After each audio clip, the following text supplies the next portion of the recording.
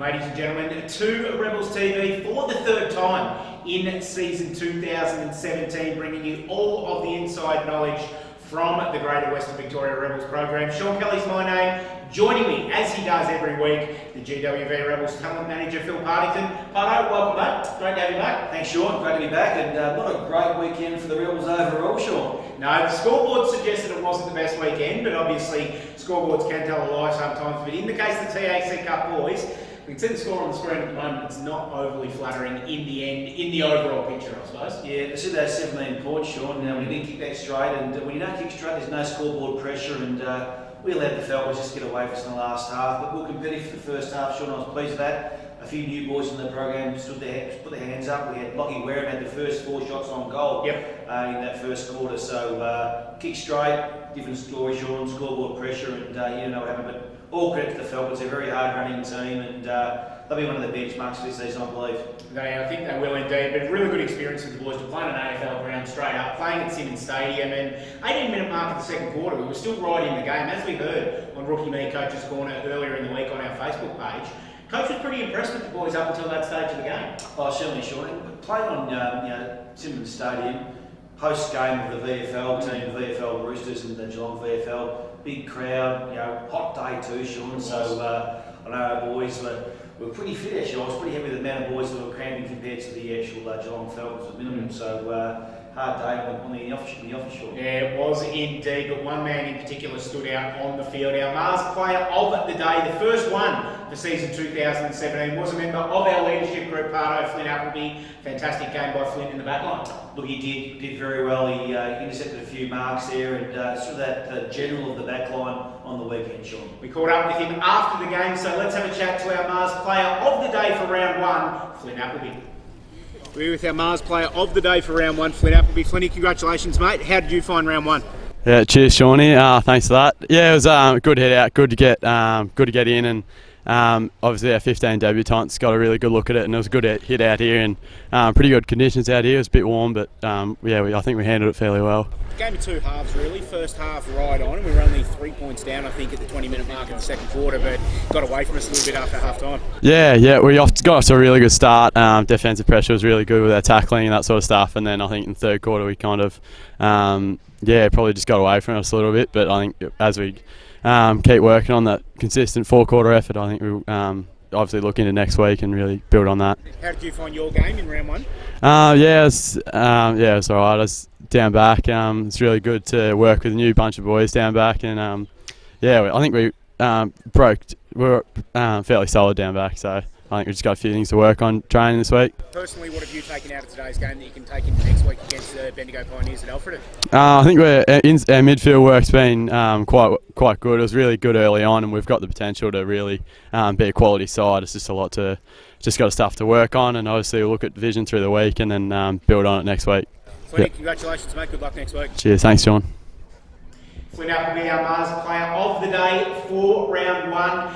Wasn't just the 18s in action on the weekend, no part. Our under-16 boys played also against the Geelong Falcons down at Bellpost Hill. Tell us a little bit about how they went. It was a different game the week before, Shaun, because the Rebels jumped the Falcons the week before, but this week the Falcons jumped us, and we had to work really hard in that second quarter and third quarter to get back to sort of level begging. But I think the fitness showed by the Falcons at the end of the day overran us, and they kicked probably about 7 or 8 goals in, maybe more in the last quarter to kick it away. But we've got some promising signs with the 16, Shaun, but we just got to get the boys a bit closer together. Unfortunately, we don't train together because just believe the distance. So the boys have their tongues dragging on the ground in the last quarter, I must admit, but looking forward to our next 2 games, especially this game against Bendigo Pioneers. Yeah, we'll touch on that very, very shortly. Before we do though, Parto, it's time to go inside 60 once again. This was a big reason why we had over 2,000 hits on this show last week, and over 2,000 views on this show. The return of Inside 60, thanks to Bluegum Clothing, and this week, it's a member of our leadership group, Jordan Johnston. Oh, Jono, so I hope he gets a few words out of his mouth, Shaun. It's hard to get a word out of him unless he's being cheeky in the change room, so it'll be interesting to see how he goes here. I'm looking forward to see how he goes. So Inside 60, thanks to Bluegum Clothing with Jordan Johnston.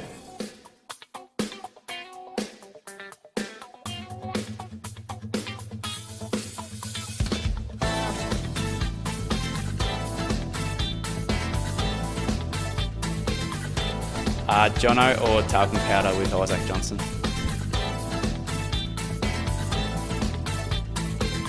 Probably in the midfield.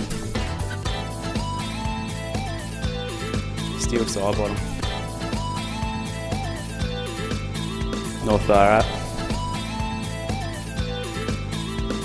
Intriguing.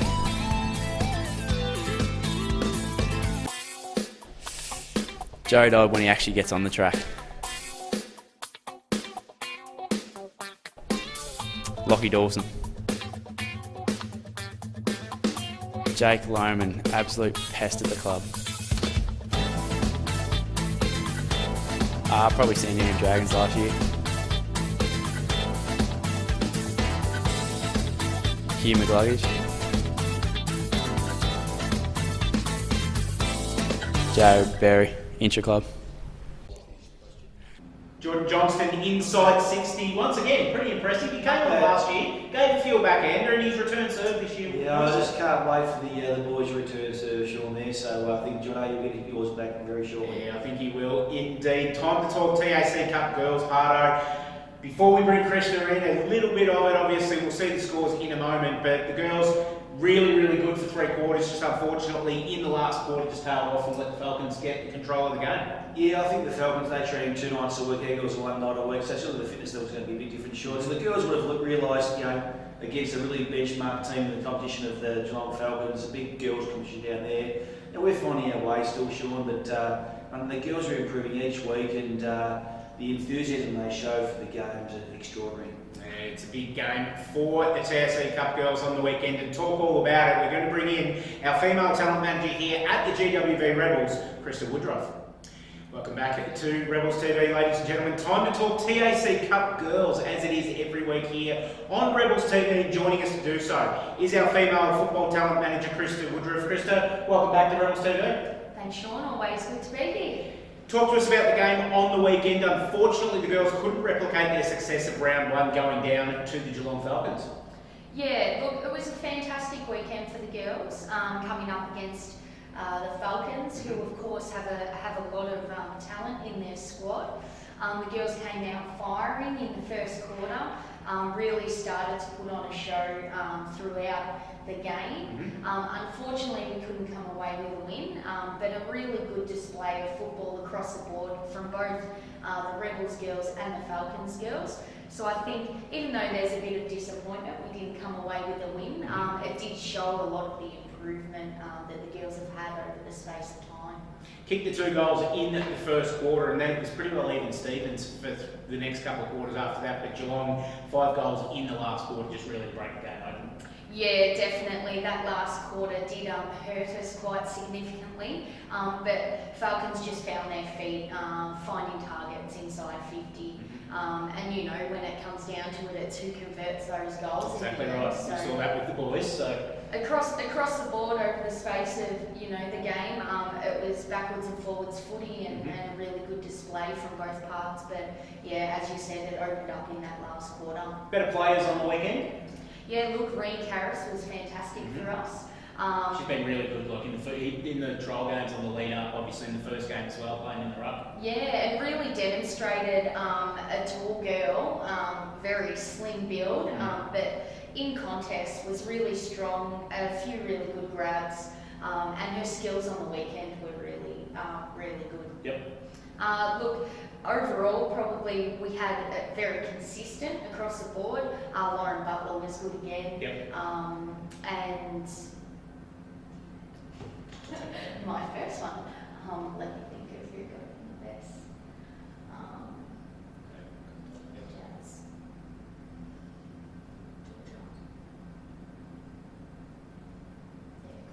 So just keep going, obviously you said Lauren, next again,